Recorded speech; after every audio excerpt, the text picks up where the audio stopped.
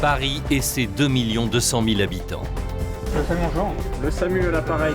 Chaque jour, des dizaines d'appels au secours. Lorsqu'il y a danger de mort, le dernier recours, c'est le SAMU.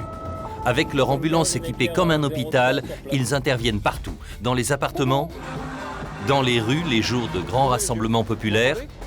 Comment vous appelez-vous? Élodie, D'accord, vous avez quel âge? 15. Ils interviennent aussi dans les sous-sols de la capitale, souvent dans le métro avec ses millions de voyageurs. Nous avons équipé les urgentistes de mini-caméras pour vivre avec eux au plus près leur réalité, partager leur combat pour la vie.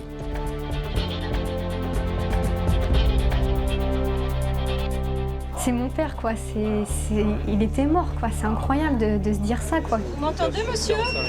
C'est inimaginable, quoi.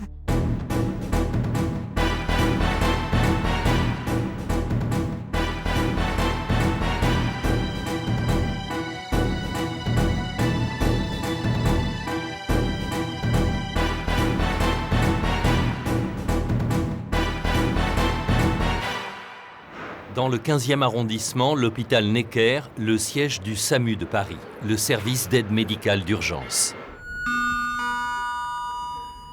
Necker 03 départ primaire, Necker 03 départ primaire. Necker 03, c'est l'UMH numéro 3, l'unité mobile hospitalière du docteur Naon. Ils sont appelés pour un arrêt cardiaque, une question de vie ou de mort. Tout dépend de la rapidité de leur intervention. Dans le 16e. À bord, ils sont 3, l'ambulancier, l'infirmière et le médecin. Sur un arrêt cardiaque d'un homme de 50 ans dans un cabinet médical, manifestement. Ah bon? Michel Naon est médecin urgentiste depuis 20 ans. Demande-lui si on a un premier secours au départ. 75, c'est 1503. C'est 1503, transmettez. Est-ce qu'on a un premier secours au départ? Affirmatif. Très bien, merci. Merci. Ça va mon Lulu? Impeccable. Lulu, Lucien, un vieux complice de Michel. Il conduit un des 18 véhicules du SAMU Necker et doit éviter les pièges de la circulation parisienne pour rejoindre le malade au plus vite.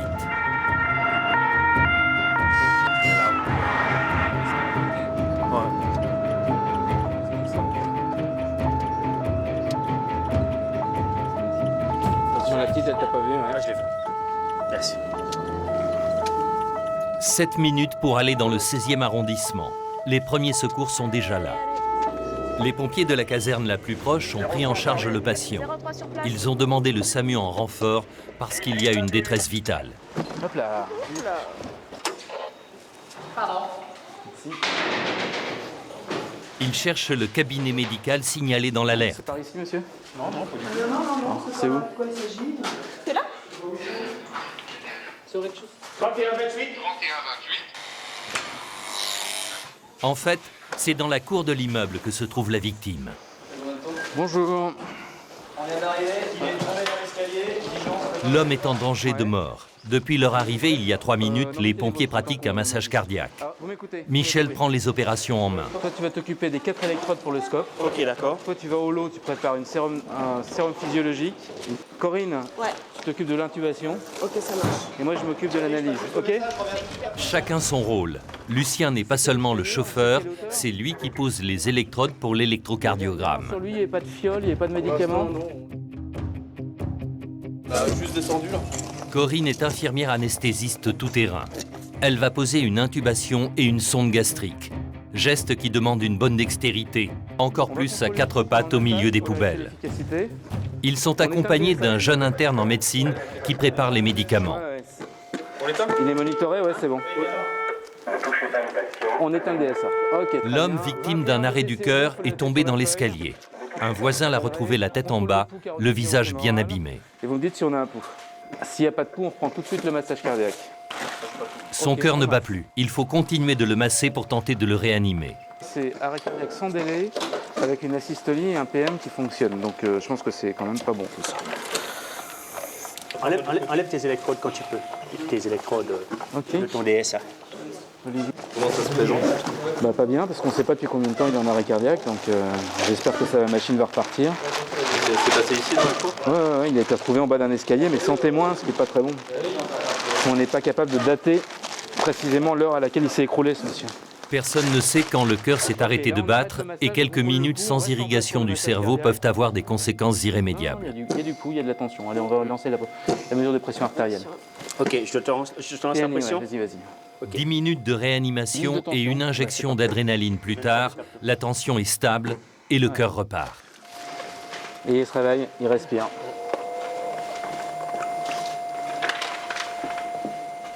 Bon ben les amis, bravo, hein, c'est reparti. Ok, Qu'est-ce qui me marche dessus derrière? c'est moi. Merci, voilà. Faites attention à la sonde d'intubation. Hein. Ouais. Michel, vous en êtes où alors? Le cœur est reparti. Puis il y a des signes de bon pronostic, c'est que ce monsieur a récupéré une activité respiratoire spontanée, donc ça fait partie des choses qu'on attend et qui sont présentes, là, qui sont au rendez-vous, donc c'est bien. Maintenant, on ne sait pas depuis combien de temps il s'est écroulé, on ne sait pas combien de temps s'est écoulé avant la prise en charge. Quoi dessus? J'ai fait 1 ou 2 malaises comme ça il y a ces dernières semaines. Vous êtes un voisin? Oui, tout à fait. Et qu'est-ce qui s'est passé? On l'a trouvé ici Il a fait un malaise dans l'escalier et c'est un des voisins qui a entendu un bruit qui a alerté le SAMU. Puis après, en attendant, il m'a appelé à l'aide. C'est quoi qui l'a sauvé? Alors qu'est-ce qu'il a sauvé? C'est probablement l'intubation, la ventilation, ce monsieur. Donc c'est le fait de lui faire une assistance respiratoire qui permet une réoxygénation des tissus, du cœur, du cerveau, du poumon, du diaphragme, et qui a permis à ce monsieur de revenir à la vie. L'homme reste sous assistance respiratoire. Il faut rapidement le transférer en réanimation pour soigner son cœur. Ouais, ça marche. À bientôt. Bon, bah bravo. Hein. Le véhicule du SAMU est équipé pour le transport sous surveillance médicale. C'est un hôpital en miniature. Vas-y, 100% de ça, on va pouvoir même baisser la FiO2. Parfait. Je mets la FiO2 à 80. Excuse-moi. Ouais. Et on file. On demande à Lulu d'y aller. On perd pas de temps, on y va. Saint-Michel 75 Necker 03. 03 qui était lieu de l'intervention. Direction l'hôpital. Lucien a 15 ans d'ambulance. Mais réussir à sauver une vie, pour lui, c'est toujours un beau moment. C'est une belle intervention, c'est bien pour lui parce qu'en fait il a eu la chance d'avoir les pompiers qui sont arrivés très rapidement, qui a pu faire déjà les premiers gestes de secours et puis nous on a été rapide pour faire la partie médicale. Le cœur repart et qui respire. Ah, c'est très gratifiant ça. S'il peut après sortir bien entendu à l'hôpital tranquillement sous ses deux pieds, on peut dire effectivement on lui a sauvé la vie. Mais sur le plan du récepteur bêta-2, c'est bronchodilatateur. C'est pour ça qu'on le met Dans l'ambulance, l'ambiance est détendue. Michel, le médecin, tout en surveillant son patient, donne un petit cours de cardiologie à l'étudiant. Donc je joue sur les deux plans. Mais soudain, Là, il y a un petit souci. J'ai l'impression qu'il se rarrête. Ah merde. le cœur vient de s'arrêter une nouvelle fois. Faut qu'on s'arrête. Faut qu'on s'arrête. Il s'arrête à nouveau. Ok, je m'arrête. Il faut absolument le réanimer là, dans le camion, en plein boulevard. Parce que là, c'est difficile. Je vais J'arrive. mettre la FiO2 à 100%, 95. Hop. Voilà, c'est bon. Hop, c'est parti. J'ai remis une FiO2 à 95. Tu peux me donner des gants s'il te plaît, Corinne, les gants à ta gauche, là en bas, juste en bas, à côté du... Voilà. C'est Michel qui pratique le massage cardiaque. Donc il est à 100%.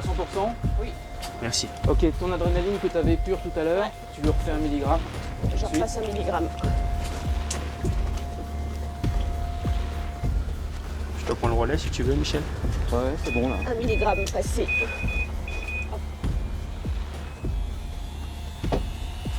Je te prends le relais, Michel. Non, je fais mes 2 minutes. D'accord. On contrôle le pouls et si c'est reparti, on va voir. Oh putain. Je me suis pris une bourre. J'ai pris une bourre. Par quoi?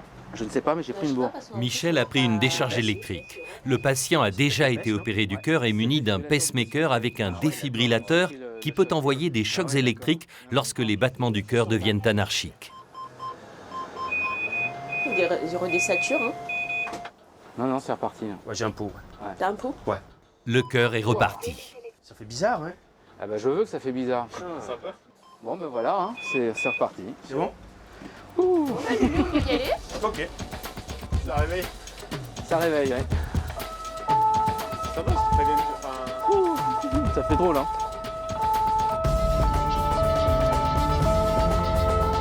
Quelques minutes et nous voilà à l'hôpital.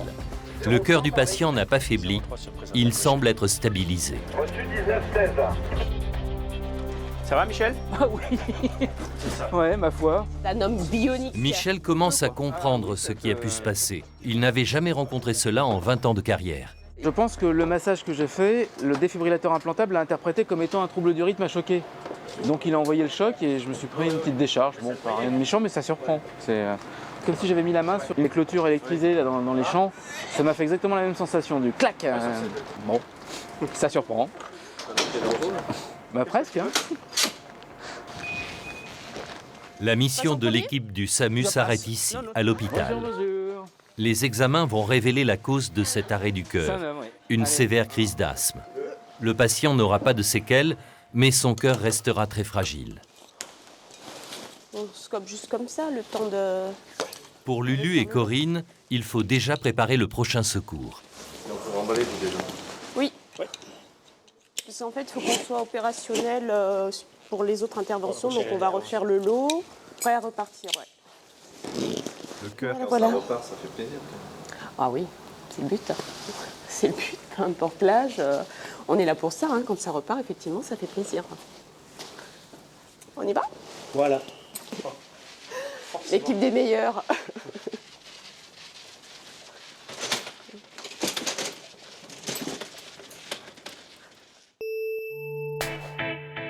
20 ans d'urgence et une passion intacte. Une passion que Michel partage avec son équipe. Si on n'aimait pas l'action, le mouvement, Ouais, c'est vrai. La rapidité de décision, la rapidité d'action, on ne serait pas là. Donc, je pense que ça, c'est un point commun qu'on a tous les trois. Hein. Non, c'est vrai. Et puis aussi probablement le fait de se sentir peut-être de façon un peu plus visible, utile. Parce Aussi, qu'on a, ouais. on a une mission qui est très courte, avec des résultats immédiatement visibles. Ça aussi, ça fait partie des choses qu'on aime peut-être bien, probablement bien. Ouais. Retour à Necker. C'est ici qu'arrivent tous les appels au 15 de Paris, à la régulation, au 3e étage. C'est la tour de contrôle qui répond 24 heures sur 24. Des auxiliaires de régulation médicale prennent les appels. Ouais, vas-y, t'es attendu au SAMU, bonjour. Qu'est-ce qui vous arrive, madame? Elle est comme ça depuis combien de temps? Le SAMU à l'appareil, qu'est-ce qui vous arrive? Les auxiliaires de régulation recueillent les informations d'urgence et évaluent la situation.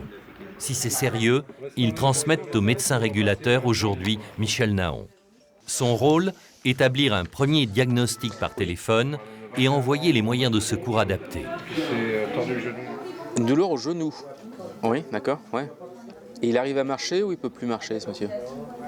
Bon, et est-ce qu'il peut s'asseoir, ce monsieur? Voilà, ce serait bien de lui demander s'il peut s'asseoir, auquel cas il va y aller en taxi, ça va être beaucoup plus rapide. Et plus économique. Exactement. Je te remercie. Merci. Michel Naon se partage entre les interventions sur le terrain et la régulation téléphonique. Une tâche réservée aux médecins d'expérience, seuls à même d'analyser la gravité des situations.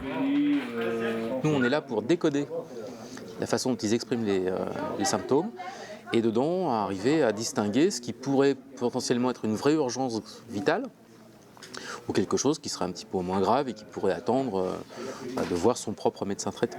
On pratique un exercice certes un petit peu atypique, hein, on fait de la médecine sans voir les patients. Donc c'est un petit peu étrange comme pratique médicale, mais le fait d'analyser, de comprendre, de dépister ce qui potentiellement pourrait être grave, fait qu'on assure une réponse téléphonique et cette réponse, elle doit être la plus adaptée. C'est pour ça qu'on engage aussi notre responsabilité.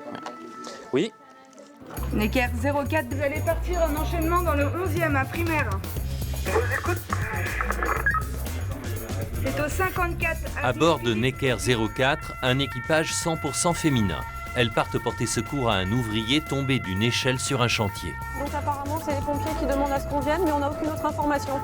On ne sait pas de quelle hauteur, dans quel état il est. Donc ça va être la surprise. Parfois les infos qu'on a en fait sont pas du tout vérifiées une fois qu'on arrive sur place. Donc c'est toujours un peu aléatoire, ouais. C'est bon. Sur chaque intervention, les médecins doivent vite comprendre et s'adapter au terrain et à l'environnement. Necker 04 présenté. Hélène part à la chasse aux informations. Tout chez les pompiers, on va déjà aller voir ce qu'il en est. Hélène Coignard, médecin de 33 ans, une jeune mais déjà 5 ans au SAMU. Bonjour. Et l'expérience de l'improvisation. Il est où? Il est au deuxième étage, il est allongé, il ne peut pas bouger. D'accord. Dès qu'on essaie de le mobiliser, il... Mais il a une douleur du rachis ou autre chose? Non, c'est vraiment que le bras en fait. D'accord. Tout le bras et on ne peut pas le manipuler. Ah ouais, donc c'est plus pour de l'antalgie finalement que tu as besoin de nous. Hein. Il faut traverser tout le chantier avant de trouver la victime. Bonjour. Son bras gauche est cassé Au niveau des et constances, son vous coude avez besoin luxé. en particulier? Impossible de le manipuler, il a trop mal.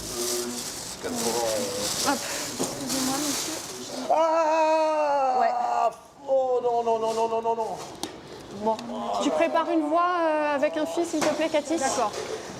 On va le morphiner, Fabien, s'il faut. D'accord. On vous touche plus pour l'instant, monsieur. On va simplement vous mettre une perfusion pour vous donner des médicaments contre la douleur. C'est tout. Donc on est d'accord, vous avez mal qu'au bras, vous avez pas mal aux épaules, au thorax, rien du tout. L'abdomen non plus, vous avez pas mal. Et les jambes, rien du tout non plus. Hein. Comment ça se présente là, Hélène? Il a visiblement au moins une fracture, voire une luxation. Alors j'ai pas pu l'examiner complètement parce qu'il est très très douloureux. En fait, c'est pour ça que les pompiers nous ont demandé, il n'y a pas de détresse vitale là, mais simplement ils ne peuvent pas mobiliser le patient et l'emmener à l'hôpital parce qu'il est trop douloureux, donc il a besoin de morphine. Donc on ne soigne pas la cause, mais on soigne vraiment la douleur. La morphine est un analgésique puissant que seul un médecin ou une infirmière sont habilités à injecter. J'ai tout de suite injecté, avant qu'on soit positionnel. Donc, je lui fais 5 mg, hein, Nathalie. Ah là là là là là, On fait tout de suite quelque chose, on fait tout de suite quelque chose. ah là là. Respirez Vous me tenez bien, un peu le bras, respirez vous me bien, tenez un peu le respirez bras. bien, respirez bien. Entre 0 et 10, si 0 c'est pas du tout de douleur et 10 le maximum imaginable, vous êtes à 10. D'accord. L'homme est costaud, il fait 100 kilos, mais visiblement sa douleur est insupportable. Voilà. Ah, vas-y, lâchez. Voilà, c'est Super. C'est mieux ou pas? c'est pareil. Hein. C'est pareil, il n'y a pas du tout de différence. Non, rien du tout. Avec un tel gabarit, il faut une dose de morphine plus importante pour obtenir un effet. On va se repréparer une autre ampoule de morphine. Bon. Hélène est préoccupée. Monsieur, là, l'idée, ça L'ouvrier va a être toujours mal, mais on ne peut pas lui injecter trop de morphine sans conséquences graves. Là, avec la morphine Si on que vous avez dépasse passée, ce vous qu'il peut voyez tolérer, une amélioration il pour peut l'instant? faire un arrêt respiratoire. Vraiment pas beaucoup, hein. D'accord. On va vous en repasser encore alors et on va installer la telle après. Hein. 10 minutes et 2 injections plus tard, la mise en place d'une attelle autour du bras cassé va être délicate malgré les calmants. C'est bon? C'est impressionnant les cris de douleur. Oui, c'est impressionnant. C'est impressionnant et puis on essaie de faire au mieux pour le soulager. Refais un peu de kétamine quand même.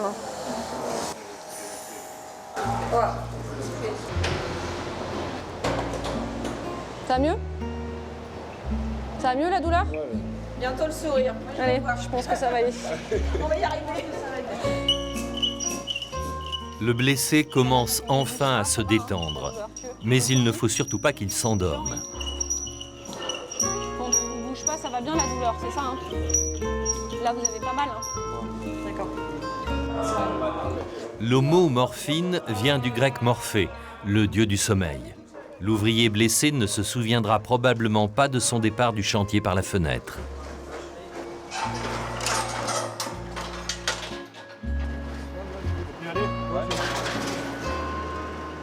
Il faut trouver ce juste milieu entre le fait qu'il puisse être trop somnolent, endormi, avec des dépressions respiratoires même, des patients qui sont en surdosage de morphine, qui peuvent aller jusqu'à faire un arrêt respiratoire, et le fait effectivement d'arriver à calmer la douleur.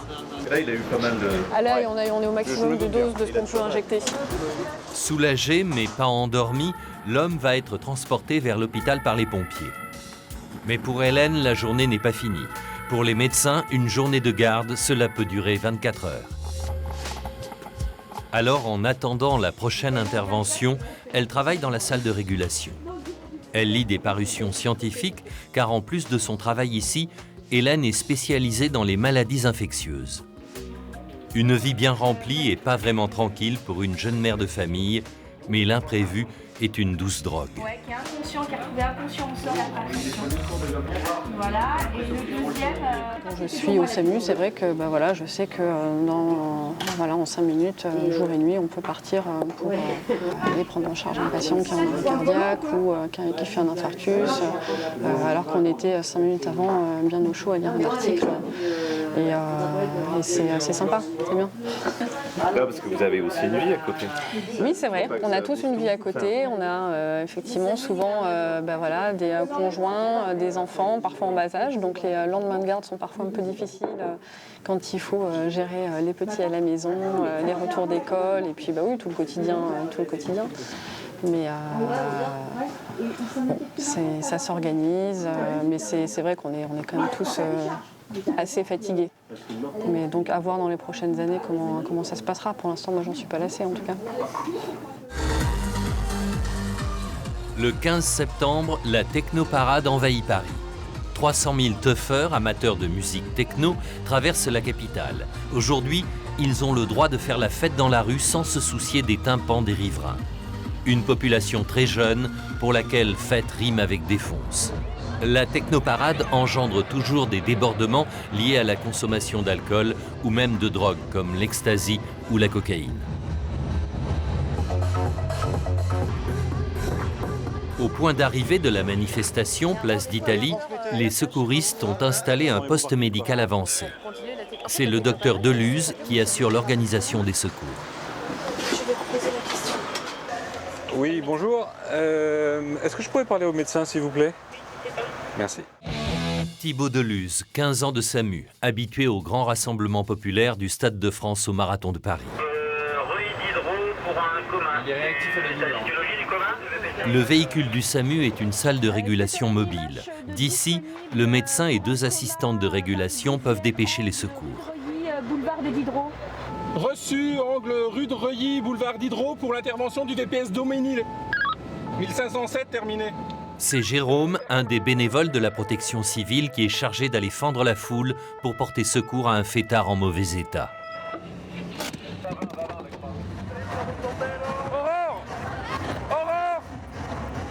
Sur place, les premiers secours ont déjà beaucoup de gens à prendre en charge. Moi j'ai un véhicule et une victime traumatisée dans mon véhicule. D'accord. Et j'ai celle-ci en plus qui est incapable de marcher. Moi j'ai copain, je vais à l'hôpital moi. Okay, bien. Ce jeune homme, visiblement pris de boisson, a fait un malaise. Il ne peut plus marcher. Il faut le rapatrier au poste médical où le docteur Deluse l'attend. Les premières victimes arrivent. Toutes avec le même profil, une grande consommation d'alcool les a rapprochées du coma éthylique. Les filles, c'est plus que c'était là. Il est temps de reprendre l'affaire en main. Une fin de fête précipitée. Pour l'instant, les sauveteurs veulent surtout éviter que les excès de bruit et d'alcool tournent mal. C'est bien, elle est réveillable? Tu prends... Pardon? Elle est réveillable? Ouvrez les yeux. Vous m'entendez? Comment vous appelez-vous? Elodie. D'accord, vous avez quel âge? 15. Très bien. Ok, on va vous mettre sur un brancard pour vous reposer. D'accord. Là. Pardon, bonjour. Ouais, bien imprégné. 1, 2 et 3.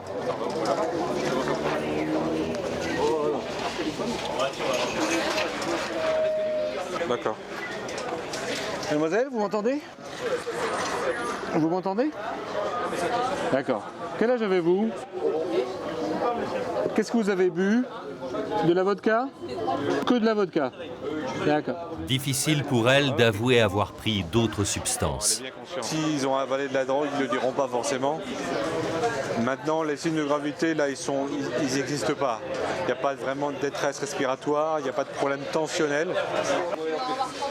Pour Thibaut, il faut quand même garder un œil sur eux. Leur état peut s'aggraver. Il faut faire attention parce que ça vomit encore et ça peut se vomir dans les poumons, donc il faut faire très attention. Avec Saint-Antoine? Bah oui.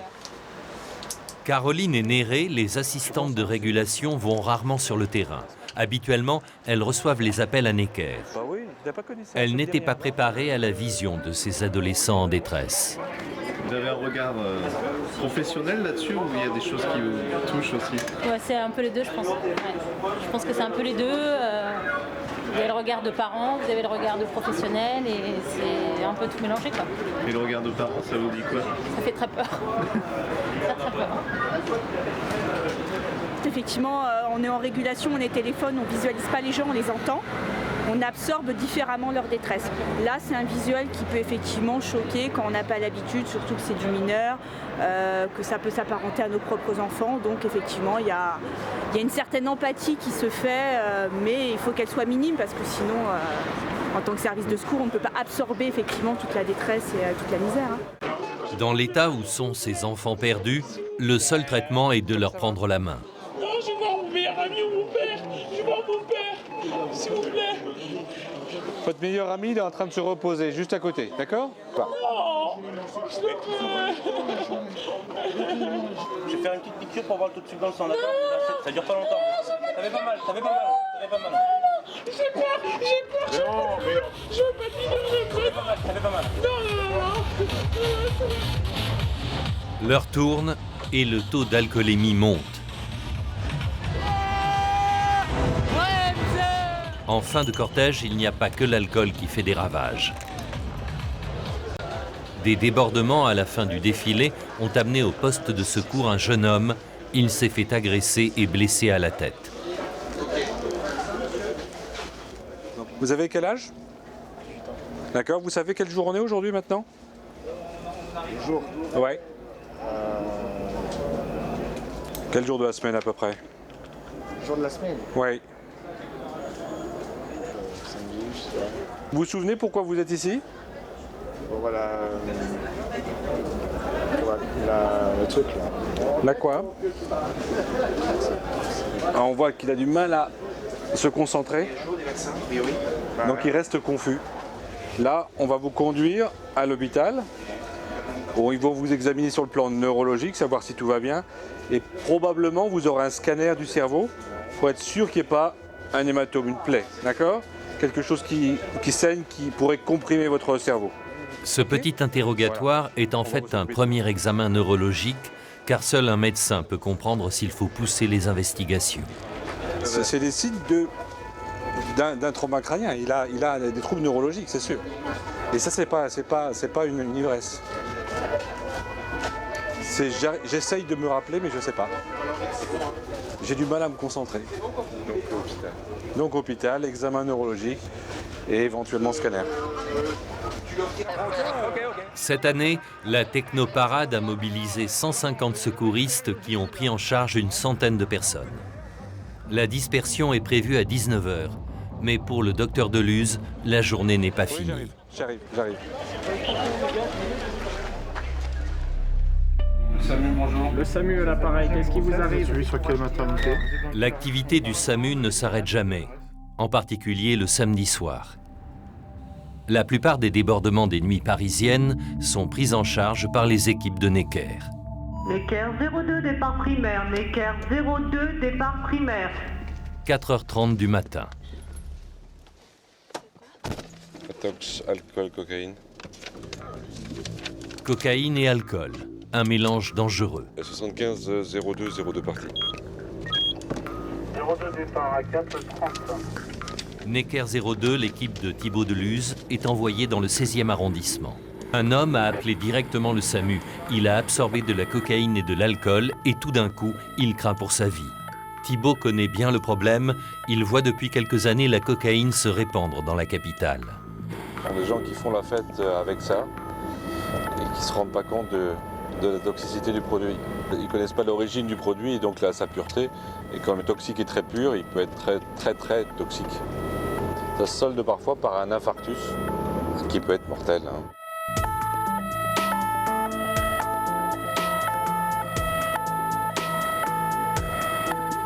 Direction les Beaux-Quartiers, tout près des Champs-Élysées. Pas d'embouteillage la nuit, mais les rares conducteurs sont parfois distraits. Voilà, ils n'entendent rien du tout. À cette heure-là, c'est...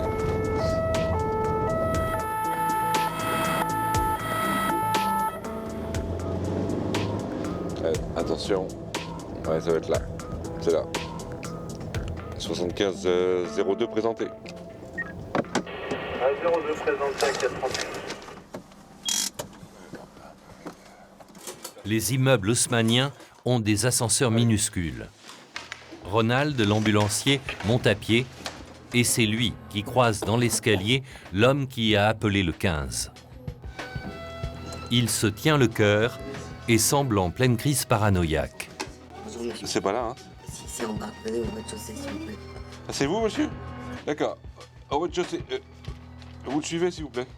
L'homme ne veut pas être soigné dans son appartement, mais dans l'ambulance. Et même là, il demande de la discrétion.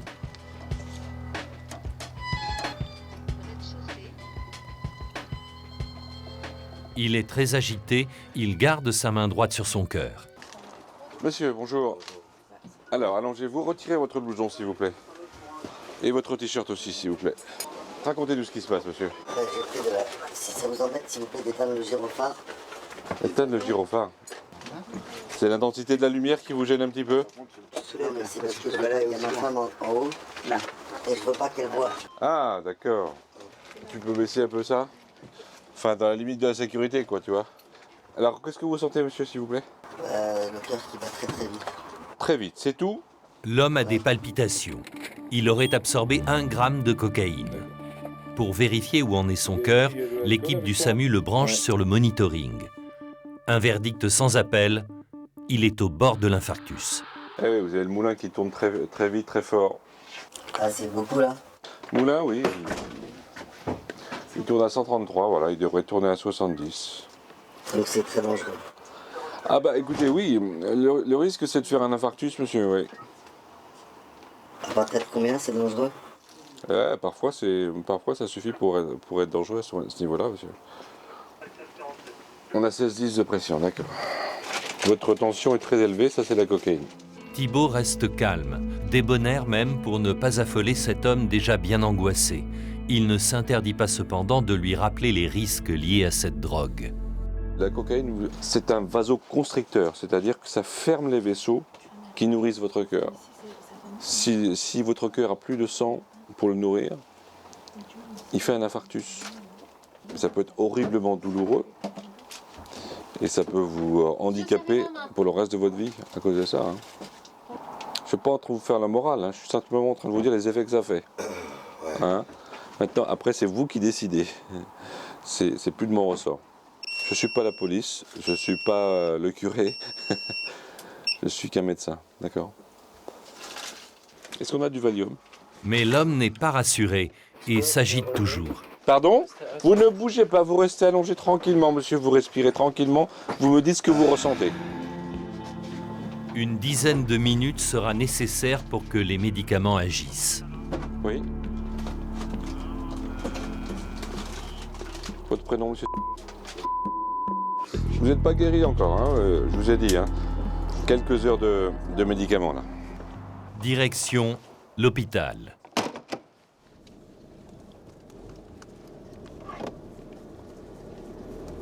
J'ai vu comme ça une femme qui a fait une fête comme ça, qui a fait un infarctus et un arrêt cardiaque, qu'on a récupéré, mais elle est restée handicapée mentale.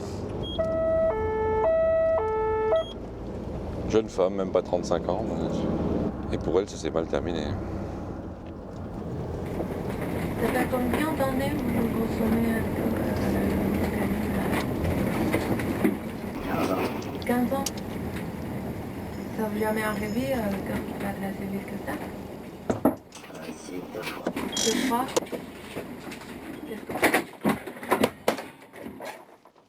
Ouais, c'est pas mal. Hein. Les chiffres, c'est comment? Les chiffres, c'est mieux. Vous avez vos parents, monsieur? Ouais. D'accord. Papa, il a des problèmes de santé? Il a eu un double pontage. Un double pontage? La vache. Vous avez un terrain à risque, monsieur. D'accord? Sachez-le. Hein. Le cocaïnomane restera 3 heures sous perfusion pour éliminer la drogue de son organisme. Il s'en tire avec une bonne frayeur pour cette fois-ci.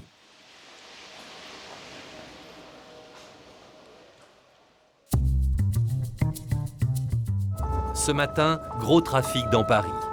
Dans Necker 01, Lulu, Stéphanie et Muriel doivent se frayer un chemin dans la circulation, parfois au risque et péril des rétroviseurs. Ouf, j'ai cru qu'il y passait Muriel Jaffry, médecin urgentiste depuis 5 ans. 8 km à vive allure dans les rues, parfois à contresens pour aller sur un AVP, un accident sur la voie publique. Si le nombre d'accidents de la circulation dans Paris a baissé, ils ont quand même tué 52 personnes l'an dernier. T'as des crampes, Lulu? 15 minutes plus tard, première constatation, l'accident a été violent. Tiens. 75 de Necker 01 présenté. 39. En voulant éviter un véhicule qui lui coupait la route, une puissante berline allemande s'est encastrée dans un arbre après avoir heurté 2 voitures. Le conducteur, qui roulait beaucoup trop vite, a été dégagé sans blessure grave par les pompiers, mais sa passagère a des douleurs inquiétantes au cou. Les pompiers ont préféré faire venir un médecin avant de la déplacer. D'accord, donc ils sont arrivés comme ça, 80 km/h, ils ont tapé de plein fouet, on a une idée de pourquoi? Il a fait un malaise? C'est du passage avec le... D'accord.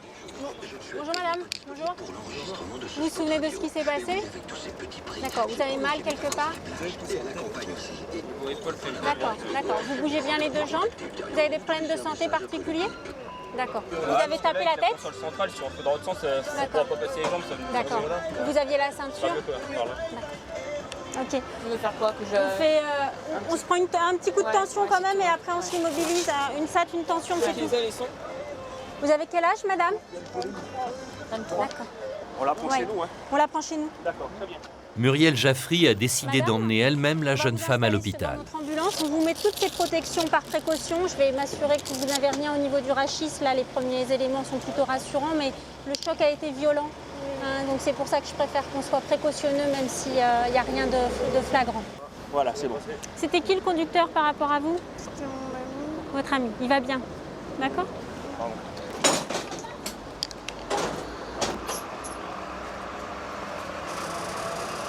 Voilà, nous y sommes. Alexia? Oui. Entre 0 et 10, si vous deviez donner une note à la douleur, là, sans qu'on vous titille. 6. C'est au niveau de l'épaule? Oui. Ou du cou? D'accord, on va regarder ça. Super, ça marche. Quand j'appuie, là, ça fait mal? Non. Non, ça a l'air d'aller, hein? Non, ça fait mal. D'accord. J'enlève le collier, vous bougez pas la tête, d'accord? Je vais appuyer tout le long, vous me dites si ça déclenche une douleur. Ça fait mal. Là, ça fait mal? Oui. Là? Non, là, ça va. Là, ça me fait. D'accord. Là aussi. D'accord. Allez, on se remet un collier. Il y a quand même des vrais... Non, d'abord le collier, parce qu'il y a une vraie douleur à la palpation des épineuses. Là, C2, C3, C4. Hein. Elle a une vraie douleur au niveau du rachis cervical, donc il faut se méfier. Elle a peut-être eu le coup du lapin avec la décélération brutale. Il faut être prudent. Ça peut avoir des conséquences. Ça peut avoir des conséquences si elle a une fracture luxation et qu'elle bouge, elle peut derrière avoir une paraplégie, une tétraplégie. Enfin, à ce niveau-là, plutôt tétraplégie d'ailleurs. Muriel tient à prendre toutes les précautions. Un choc à grande vitesse peut provoquer des lésions invisibles à l'œil nu. Comme un grand professionnel qu'il est. Ça va aller. Merci. Aux urgences, Muriel passe le relais au médecin hospitalier. À partir de ce moment, la patiente n'est plus sous sa responsabilité. 1, 2, 3. Hop, le drap qui est parti avec. Voilà, c'est bon. Il n'y a aucun déficit neurologique, hein, elle sent bien les 4 membres, il n'y a pas de paresthésie. Passagère, ceinturée, pas de TC ni PC. Il y a un choc dans le pare-brise, mais a priori, elle me dit elle-même que c'est l'airbag qui a tapé après contre le pare-brise. Bon courage pour la suite. Merci. Au revoir. Les radios vont montrer que la jeune femme n'a pas de fracture. Elle gardera quand même une minerve pendant 2 semaines et de bonnes courbatures un peu plus longtemps. Mais elle s'en sort bien parce qu'elle n'avait aucune autre lésion et que l'habitacle dans la voiture n'a pas du tout bougé. Parce que si tout s'était enfoncé devant, ça aurait pu être nettement plus grave. Les airbags se sont bien déclenchés, elle était ceinturée, elle n'a pas tapé la tête contre le pare-brise. Elle s'en sort pas mal.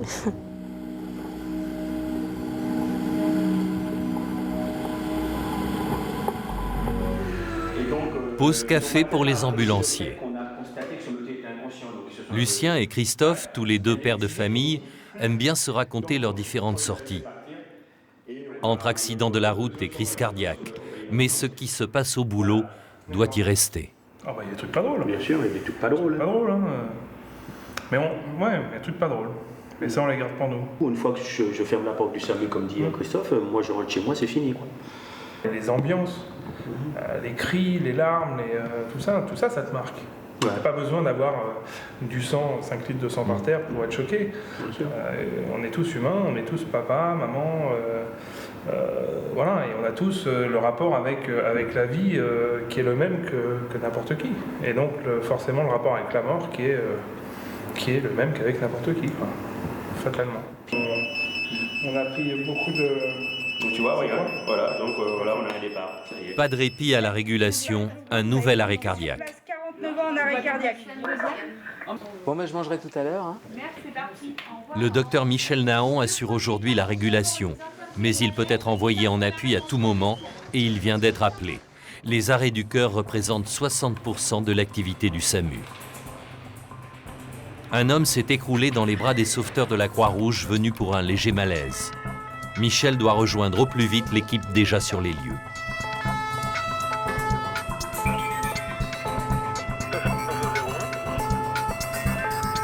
Salut 75, par unité à présent.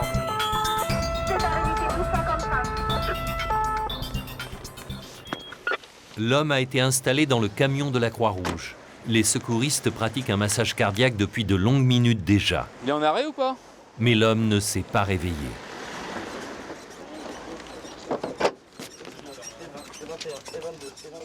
Michel prend immédiatement la direction des opérations.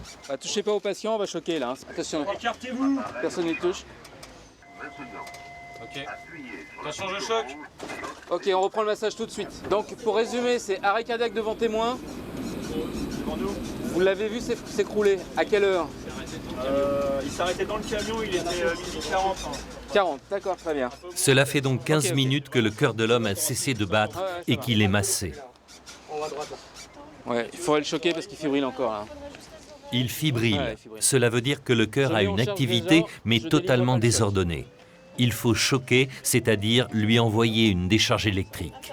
Ouais, je ne choquerai pas sans te le dire. Attention, personne ne touche au patient. Personne n'y touche? Ok, on reprend le massage tout de suite. Des chocs comme celui-ci, le patient en a déjà reçu 6, délivrés par les secouristes de la Croix-Rouge. Mais pour le moment, rien n'y fait. Le cœur de l'homme refuse de battre. Dehors, un passant s'inquiète. C'est vous, vous le connaissez? Oui. Oui. C'est qui par rapport à vous? On est à la fois collègues, tous les deux artisans, et on habite au même endroit, et copains et boulot en même temps, quoi. Ah ok, d'accord. Ouais. Vous faisiez du sport, non? Ah non, on était en train de travailler. Ils sont tous les deux électriciens. Ils allaient déjeuner ensemble près de leur chantier. Quand son ami s'est écroulé, c'est lui qui a appelé les secours. Voilà. Vous inquiétez pas. À l'intérieur, cela fait maintenant 25 minutes qu'on essaie de le réanimer. Ok, personne ne touche au patient, s'il vous plaît. Attention, choc. Ok, on reprend le massage tout de suite, tout de suite. Ok, donc là, amiodarone 300. Michel décide de passer à la vitesse supérieure. L'amiodarone, un antiarythmique puissant. Encore plusieurs chocs du défibrillateur et soudain, ça marche. On contrôle le pouls du patient. Moi, je pense qu'il repart, regarde. Ouais, je pense qu'il y a un pouls. T'as un pouls ou pas? Ouais, très bien. Ok, on lance la mesure PNI et moi je vais te chercher la table de Corot tout de suite. La vie est revenue. Michel appelle la régulation et en quelques secondes, l'homme va même reprendre conscience. Bonjour. Vous m'entendez, monsieur? Est-ce que vous avez mal? Est-ce que vous savez ce qui vous arrive? Et qui va s'écrouler dans les bras du premier secours qui intervient dans ce contexte. Donc on a un no-flow qui est réduit à sa plus simple expression parce qu'il est immédiatement pris en charge, massé. Donc là, on y va, on emballe et on y va tout de suite. Salle de caté Cochin. Pas besoin de passer par les urgences, le service de coronarographie de l'un des hôpitaux parisiens est prêt à recevoir l'électricien. Bon ben voilà, c'est typiquement la démonstration de l'intérêt de la défibrillation précoce. Hein. Ce monsieur serait mort si on n'avait pas eu un accès aussi rapide à la défibrillation, au secourisme et tout ça. Donc c'est un petit peu dommage qu'il n'ait pas appelé plus tôt parce que manifestement il a mal dans la poitrine depuis 5-6 heures ce matin, quoi. Michel a fait rendormir le patient pour le transporter.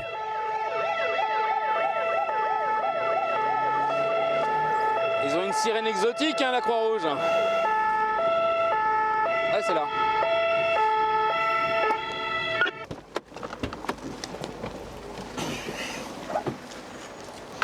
Vous pensez qu'il va s'en sortir, ouais? Il a toutes ses chances, là. Toujours stable? Il est stable, 16 traces de tension. Ah bah parfait.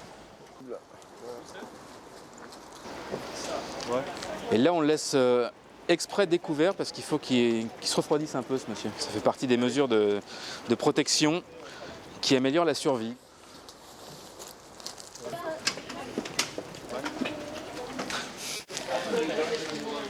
Et puis ce qu'on dit à chaque fois, c'est vraiment un travail d'équipe, hein. S'il n'y avait pas eu les secouristes au bon moment, qui ont fait les bonnes manœuvres au bon moment, s'il n'y avait pas eu le défibrillateur automatisé externe des secouristes, bah, ce monsieur il aurait eu des chances de survie en moins.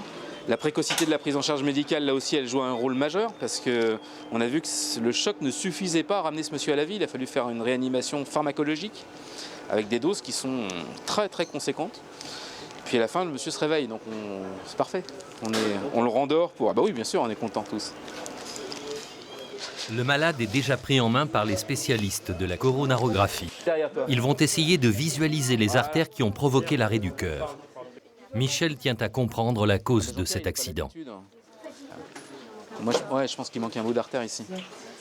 Tac, ici, ça devrait se poursuivre là. C'est celle qui est responsable de l'infarctus, ici. Mais on voit qu'il n'y en a pas qu'une, il y a probablement d'autres sténoses un petit peu plus bas. C'est là où va se réaliser la dilatation et la pose du petit ressort pour éviter que ça se rebouche. Ici, les artères bouchées de l'électricien vont être remises en état. Oui, il y en a plus. Mais après, tu sais, avec les angles... Ensuite, il restera plusieurs jours en réanimation dans un coma artificiel. Mais il est sauvé. On veut vous voir, on a des choses à vous dire. Hein. Michel tient à féliciter les secouristes bénévoles de la Croix-Rouge. Ils ont très bien réagi quand l'électricien a subi son attaque devant eux. Non mais là c'est un beau boulot. Hein. Ouais, là il est tombé. En fait on parlait avec le monsieur, on lui demandait de garder les yeux ouverts, on prenait un autre tension, tout allait bien, je transfère au chef d'inter. Et monsieur, et là on prend le pouls, les ceinturemètres qui se réveillent. Ouais. Et voilà. Bon. Ensuite. Et il repart ça. Et il repart ça. En tout cas beau boulot, hein. Bravo. 2 jours plus tard, Michel prend des nouvelles de l'électricien. Oui, bonjour, le SAMU de Paris, Dr Naon. Est-ce qu'il est possible de prendre des nouvelles d'un patient qui a fait l'arrêt cardiaque? D'après l'hôpital, il est sorti de réanimation. Il a été extubé à quelle date? Le lendemain? Il s'est auto-extubé. Ah ouais, d'accord. Il va y arriver. Super, donc là il monte en cardiologie et il a 100% de récupération neurologique. Enfin, c'est super. Eh ben super. Merci, à bientôt, salut. Bon bah super bonne nouvelle, il monte en cardiologie, il est guéri, il s'est auto-extubé, il a arraché son tube parce que bon, hein, voilà, on va pas rester toute la nuit avec un truc pareil, et il a enlevé son tube et il n'y a plus qu'à avoir quelques consignes d'hygiène pour éviter qu'il refasse un petit infarctus. C'est une belle histoire. Hein. 3 semaines plus tard, c'est en Seine-et-Marne que nous avons retrouvé Philippe, l'électricien qui s'était écroulé sur un trottoir, terrassé par un arrêt cardiaque.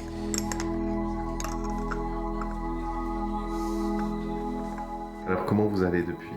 Ouais, ça va bien. Ça va très bien. Très bien. Très heureux d'être là, devant vous, devant ma femme et mes enfants.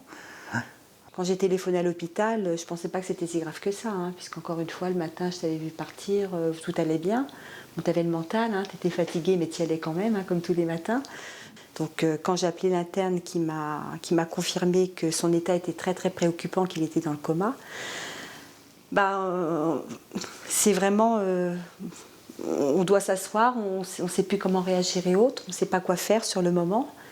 Bon, mais bon, il faut être là pour les filles, hein, donc c'est vrai que c'est vraiment une situation très très dure.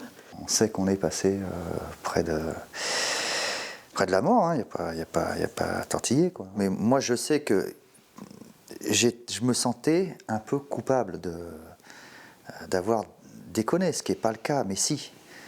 C'est-à-dire que travaille trop, fume trop, picole. On ne prend pas le temps de se reposer, on se croit investi d'une mission. Il n'y a pas de mission, la mission c'est d'être en bonne santé, la mission. Sophie, étudiante, 21 ans, l'une de ses 2 filles. Elle n'a pas oublié ce jour où son père a eu cet accident cardiaque. Je me souviens que même la veille de son accident, je ne l'ai pas vu parce qu'il est rentré très tard le soir et le matin il est parti très tôt. Donc en fait, je ne l'ai même pas vu. Et c'est vrai que même ça, quand j'ai appris ça, je dis je ne l'ai même pas vu, ça se trouve, il va partir. Et que je lui reparlerai jamais. Je lui reparlerai jamais. Donc c'est vrai que tout de suite, on imaginait le pire. Donc si déjà il ne se réveillait pas, s'il se réveille, peut-être qu'il aura des séquelles. Enfin, moi, j'avais tout de suite peur qu'il ne se souvienne plus de nous, qu'il soit un légume, quoi. Et je pense qu'il n'aurait pas supporté ça. C'est mon père, quoi. Il était mort, quoi. C'est incroyable de se dire ça, quoi. Si ça se trouve, là, enfin, c'est inimaginable, quoi. Salut Fifi. C'est son collègue Fifi qui, ce jour-là, avait appelé le 15. Il était persuadé de ne plus jamais revoir son ami. Ah, c'est mon sauveur, c'est mon sauveur, je l'appelle, c'est son nom. Non, il s'appelle Philippe aussi. Bah oui, c'est Philippe, il était avec moi quand ça s'est passé, et lui est au courant de ce qui s'est passé, au contraire de moi. Ouais. Mais je sais ce qu'il a fait, ça, je sais ce qu'il a fait. Téléphone, non, après c'est des médecins aussi.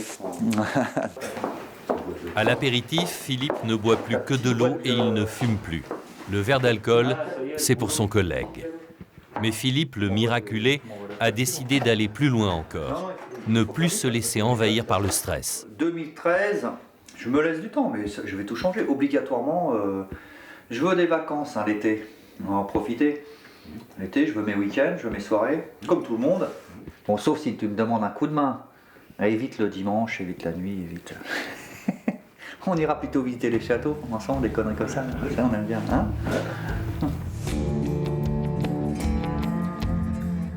Pour ces anges gardiens de la capitale, chaque vie sauvée est une victoire. Et pour les hommes et les femmes du SAMU, une fierté, veiller sur la santé de leurs concitoyens.